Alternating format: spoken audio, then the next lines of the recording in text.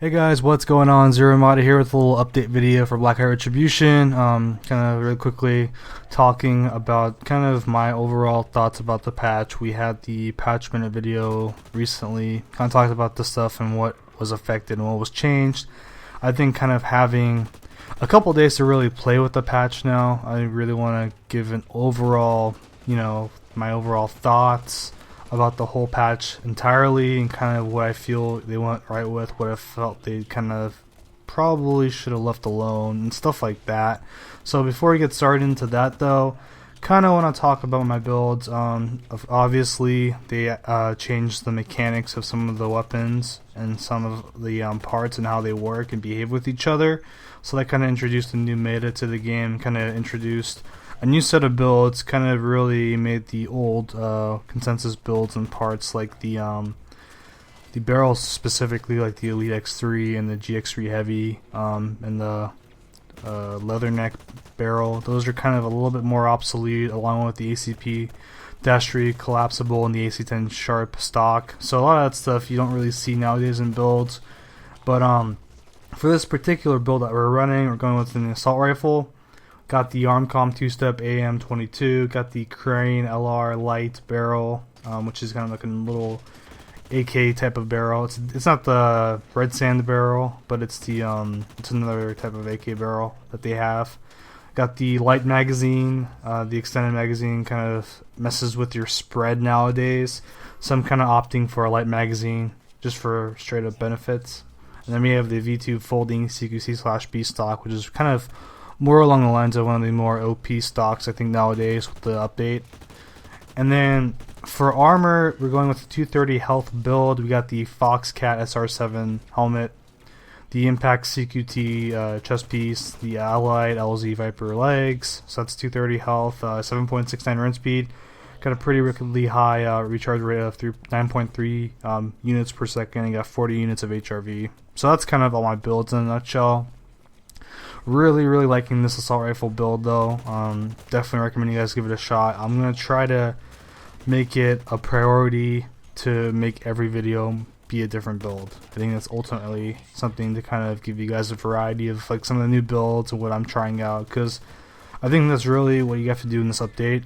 With all the weapon mechanics kind of being messed up a bit, you gotta really go into the game and just try out different builds, because obviously this stuff's not going to be the same from the prior version before it was updated. So I think kind of messing around with the parts all around and finding your own niche in terms of a weapon build will be, something that does wonders for you.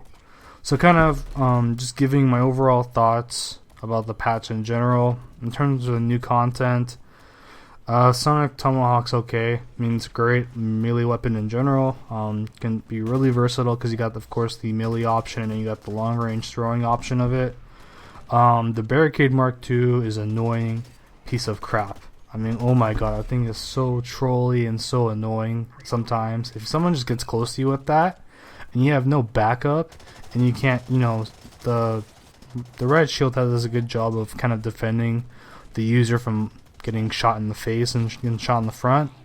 But if you have no help, you're pretty much screwed on a 1v1 situation with that thing. So that's it's a frustrating aspect, and it's kind of trolly at the same time. So hopefully, I think that should get nerfed a bit. Honestly, I think the stun's okay. I just think they need to reduce the stun a bit, because you can really, the thing with that is you can stack the stuns on top of each other.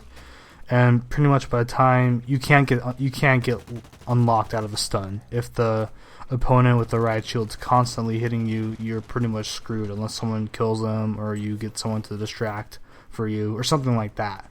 So that's kind of where that kind of the fault in that lies. IR protection gear, I think they kind of, personally speaking, I think that's a great idea. But a lot of people think that's kind of a useless item to put in, because you're wasting a gear slot item on IR protection gear, which is something that not many people even use to begin with.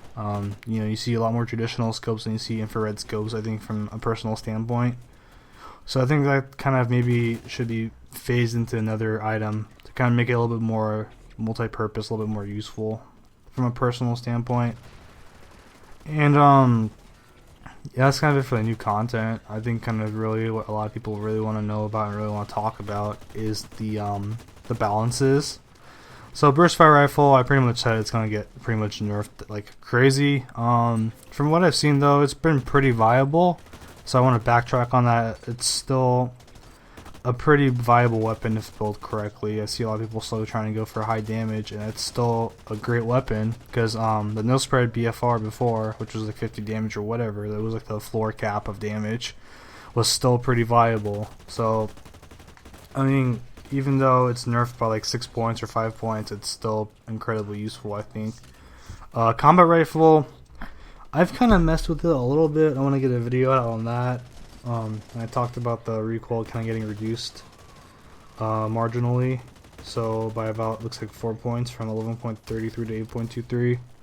And I'm still trying to mess around with some builds. Like, I thought that like some of the builds I played with were okay. I think I had one really good build that I really liked, but it was really low damage, which was the only kind of drawback. So I think really combat rifle might need a little bit more tweaking. Personally, I think I just probably need more practice with it. That's probably it. Stun shurikens, I'm really glad with the nerf. I'm really pleased with that. Really satisfied with that for the most part. Really more of a working as intended kind of item now. I mean, you can't just leave them there sitting out, you know, for them to be viable the whole entire game, or to be viable in a lot of situations. Now it's got a particular use. You have to hit them to really make an effect on the enemy. So I think that's kind of a great nerf for it. And I think really we're the core of this video and the core of this discussion is the balance changes with the weight affecting your scope in time, and the weight affecting your move spread. So in all honesty, that does make a huge difference to how you build weapons. Like I said earlier, like I said, they kind of phased out the those stocks and those barrels I talked about, the ACP collapsible, the sharp, the X3 elite, the GX3 heavy. They kind of phased those out with that basic change, and you're seeing really a lot of people utilize a lot more lightweight weapons, a lot more lightweight builds for the most part. And to be honest, heavy builds are still viable. You have to kind of make a change in how you play the game for the most part, but if you want, you can still slap on a heavy build and still be viable. You just have to remember, with the move spread being affected, you probably want to learn how to completely stop and shoot. And that might, the problem with that is it will make you vulnerable, a lot more vulnerable to shots. With HRV being a kind of an active factor, people will be able to find you, and if you're going to stand still, probably a lot easier to get, you know, picked off. But standing still while shooting will basically negate that move spread. You're not even going to have to worry about move spread if you don't move. So you can kind of eliminate that factor out completely, and just worry about your scope and time. And that's kind of a suggestion from that, making, you know, trying to emphasize that viable heavy builds are still out there. They probably just need to be found. I think by probably minimizing your scope and time and just completely ignoring your move spread, you can still probably find some pretty amazing builds out there, and I'll try to do my best to kind of work with those in the future. I think kind of right now I'm just motivated in finding some good assault rifle builds and some, for the most part, SMG, TSMG. I'm trying to worry about the light builds for now, because that's where a lot of people are going towards, and that's kind of what I'm experimenting with, because those are obviously going to be the most featured weapons nowadays, with the patch being kind of how it is. So that's all fine and dandy. Just like any other patch, you just have to adapt to the change and adapt to how you play your game, and that's ultimately kind of what I've emphasized throughout this whole video. So that's really what it comes down to. And for the future, like just kind of looking ahead, like I said probably in the patch review video, I don't know if you recall it, but talking to Zombie, they pretty much made an emphasis on saying, okay, that was a long time since, you know, the last update, and they're gonna make a good emphasis on trying to make more updates happen, you know, because no one wants to wait 6 months for a patch. I don't care who you are.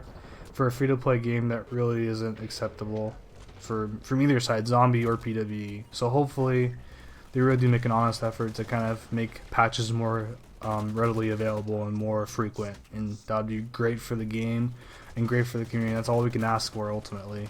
So hopefully they get that message across, and hopefully that's kind of an emphasis for the future. I think that would really help out. But I think that's it for this video. So let me know what you guys think about the patch, your final thoughts, and thanks as always for watching. Much appreciated.